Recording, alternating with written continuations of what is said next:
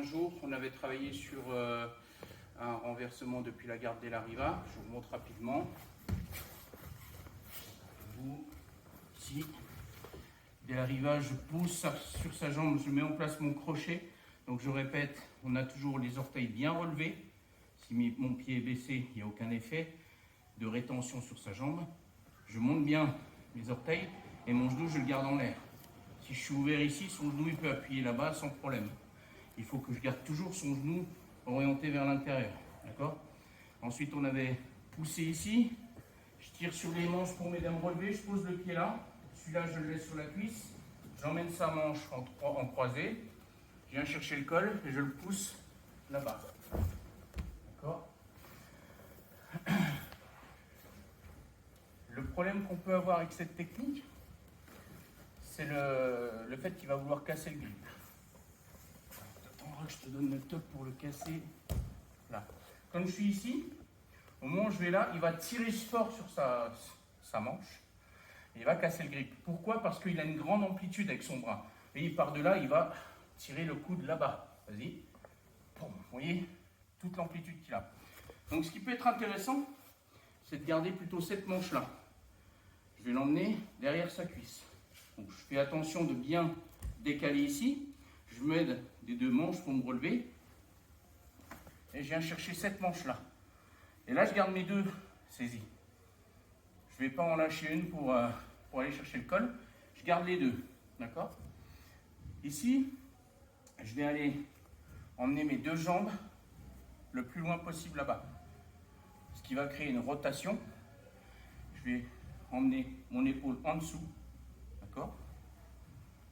Et je vais me mettre à plat ventre. Ici, je vais doucement. Hein. Là, et là, je me mets à plat ventre. D'accord? Après, je passe la garde.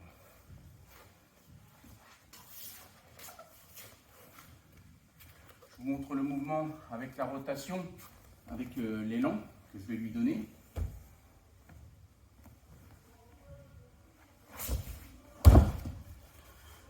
Et une fois que je mets la dynamique, ça part beaucoup plus vite. Il n'y a pas de force. Il n'y a pas de force. Je crée une dynamique qui l'entraîne avec moi dans la chute. Pourquoi? Parce que comme j'ai ce bras-là, il va tirer mes mains vont tirer dessus au moment où je m'enroule autour de sa jambe et ça va créer un mouvement vers l'avant. Vu que son bras est bloqué, il ne va pas pouvoir le poser devant et il va faire une roulade sur ce bras. D'accord? C'est un petit peu le même genre de renversement qu'on a en deep half guard. En deep, s'il te plaît. La jambe plie au-dessus. Non. Ici, voilà.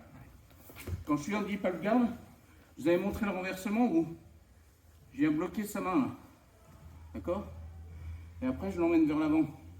Son bras est bloqué le long de sa jambe. C'est la même chose. Je roule vers l'avant.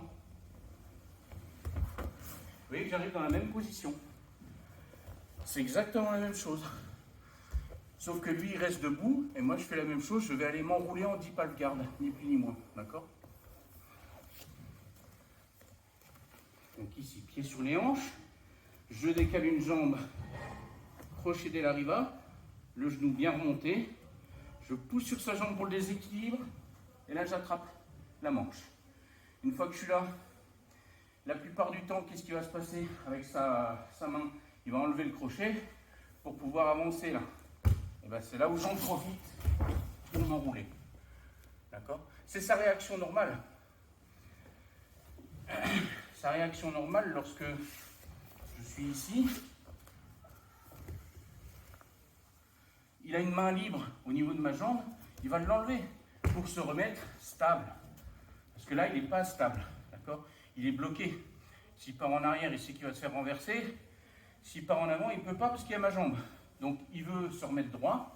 Il se met en avant. C'est là où j'en profite un maximum. Je vais aller m'enrouler, coller mon épaule contre l'intérieur de sa cuisse. Et les jambes partent là-bas.